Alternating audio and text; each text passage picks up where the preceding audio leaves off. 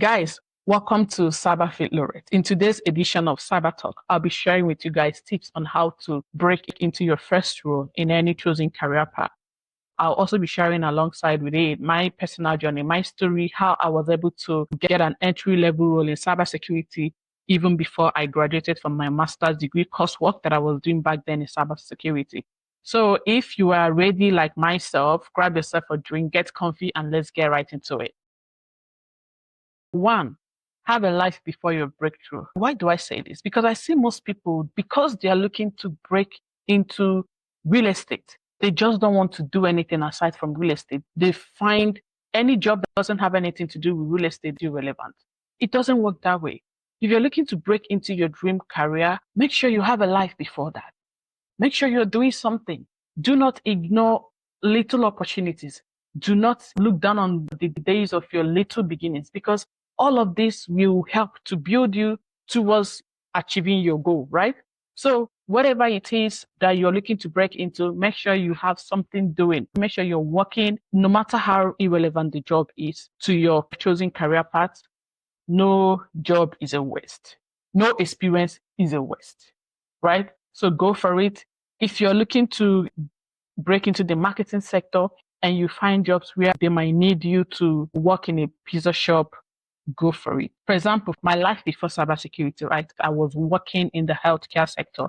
That job was so fulfilling. I loved it so much. In fact, I worked in that sector for 3 years before I enrolled in my cybersecurity coursework. And even while I was also studying, I kept on doing that job. In fact, the job was so fulfilling to the point that even when I secured my first entry-level cybersecurity role, it was so hard to leave that job. So that is how much your life before can impact your life now. After I broke into cybersecurity, I had to let the other job go because I couldn't do 2 jobs while managing my growing family. So yeah, make sure you get yourself a life. Master the art of work-life balance. So while you're still waiting to break in, you really need to master this art, because you will need this skill so much when you finally break into that role. You don't want to start learning how to balance your work life when you secure your first role. That is going to be very distracting for you. You can only master the art of work-life balance when you already have a work, even though it's not your dream job. If you need to break into any career path, networking is very, very important. For all sectors and industries, there are communities. Each sector have their own community of people. Join these communities. Get yourself a mentor. Connect with a professional on LinkedIn. Build your professional page on LinkedIn as well. Just do whatever you can do to be seen, to learn, to grow, to make yourself visible. Because the good thing about these networking groups and communities is that even most jobs are being posted there. When you network, you share your knowledge, right? People will get to really how much passion you have in that area of your life where you're looking to break into. So networking is very important. Identify with a mentor, get seen, whatever it is, to be visible out there. Do it.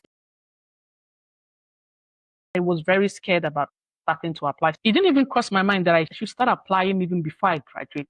I was so scared. In fact, I was even scared that if I graduate, I might not even get a job. But then one of my lecturers was like, have you started applying to a job yet? I was like, no, yet. I need to graduate. He was like, no, don't wait. Start now. So I know most of you will be like, oh, she hasn't even talked about resume yet. How can I start applying for a job if I don't have a resume? But first, you need to have that mindset to start now and apply. Because most people have the nicest resume, the most current and standard resume, but they're still scared. They still think that they shouldn't start applying. So a resume is useless if you are not inspired to move. A resume is useless in the hand of someone who is scared. So this is me inspiring you now to start now. Start thinking about applying, start researching, start looking, go to any job platform like Seek or Indeed or even LinkedIn or even the community where you belong. They keep posting jobs. So start looking at the job requirements and start imagining and thinking about how you will start applying. As an entry-level person, it can be very, very daunting out there. Some jobs will need people with many years of experience. Overlook that and apply. Don't worry about the 5 years of experience. Sometimes protocols can be broken just for you, right? Your resume is a reflection of who you are, the skills you have, your strengths, the values you will be bringing in. So you really need to make sure that your resume is on point. You'll be asking yourself, oh, I'm an entry-level person. I don't have experiences. So what would be my resume? That is why I say get a life before your breakthrough. So the life you've had is what is going to be in your resume. All your experiences, all your kitchen hand jobs, cleaning jobs, your waitress jobs, they are all going to be there. Gather all of them and put them into your resume. Don't be ashamed of your little beginnings. I always say that. Employers don't look at the job you've done. They look at the skills you have acquired while doing those jobs. So take all the jobs you've done in the past and build them into your resume. Your resume should also have a good profile statement about yourself. So write a good profile statement about yourself, why you're so passionate about the career you're looking to break into. That should be the first thing that has to go into your resume before you now start talking about your experiences, your educational qualifications, your certifications and licenses. So get your resume up to date, all your practicals, everything you've done that is related to that career you're looking to break into. While you're doing these things, record yourself and put a link to that recording and insert it into your resume. If you're like a software developer, you must have tried a couple of things on GitHub, right? Record yourself while you are doing those in GitHub. Take the video link and put in your resume. It means that employers get to meet you even before they meet you. This was a whole game changer for me. I did so many tasks and I was creating links to them and putting in my resume. And I was applying to jobs. So each time I go back, I keep seeing that the link is being viewed, 30-something views, 50-something views. So it means that employers are actively looking at my resume and actively seeing what I had in me even before they meet me. It was a game changer. I was being seen. Now that you have your resume and you're coming with that mindset of apply now, don't wait. Let's talk about the interview. To get that interview invitation, the first thing you do is to go and research about that company. You must have done research while you were applying. Maybe you didn't do while you were applying, you were just randomly applying and then you get that email invite from a particular company for an interview. Go and research more about the company. What makes them stand out? What kind of diversity do they have? Diversity is a big thing as well for me when I'm looking for jobs. I love companies that are diversified. This will really help give you that mindset of how you approach the interview. So most companies are very big on personality. Almost all companies, they want you to come to an interview with the right attitude. Especially if you're looking to break into cybersecurity, you must have the right attitude.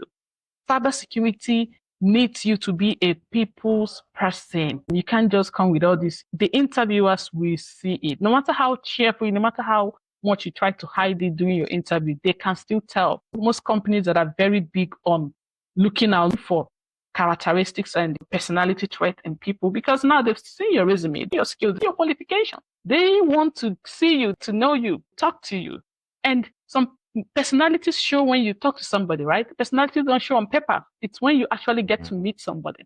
So being of the right attitude should be your key points during an interview. Come with the right attitude, come with enough knowledge about the company, and then be comfortable in your own skin. Whatever color you are, whatever gender you are, be comfortable. It's so easy to spot somebody who is intimidated from an interview. Like if I'm interviewing you now, I will know from your body language, I will know if you have a complex issue.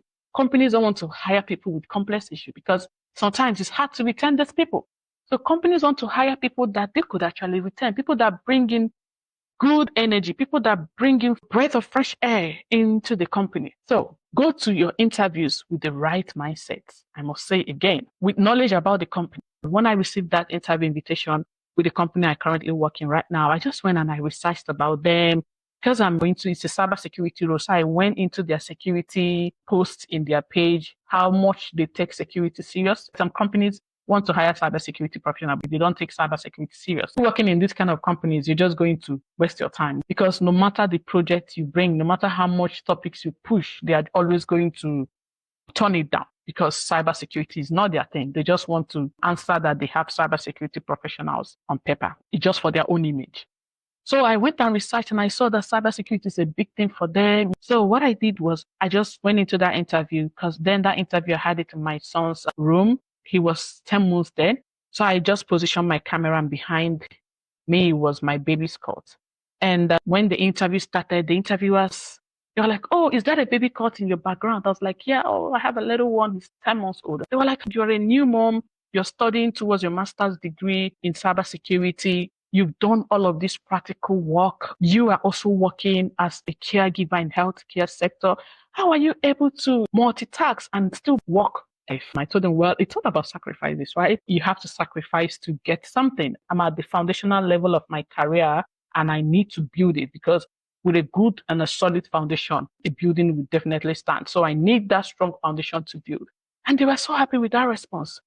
They were like, wow, that is a good skill. Multitasking is a skill that is highly sought after in almost all industries. That was it. There was no much question. They were so happy to employ me on the spot. So I told them I was still studying, but they were like, well, we can't wait for you to finish. We're happy for you to start immediately. If I had like gone into the interview with a terrible mindset, maybe with an attitude, and maybe if they had asked, oh, is that a baby cut? I would say, yeah, it's a baby cut. Oh, you have kids? I'll be like, my personal life, I really don't want to talk about it. I just want to go straight to the point. If I had gone into that interview with that kind of mindset, where would I have been today? It doesn't work that way. So make sure you have the right mindset. I don't know if you've heard this from anybody. You need the right attitude. You need the right body language to smash an interview and secure your dream job. I hope you learned something. In summary, we talked about having a life before your breakthrough, learning the act of work-life balance. We also spoke about don't wait, start now, networking, how important it is to network.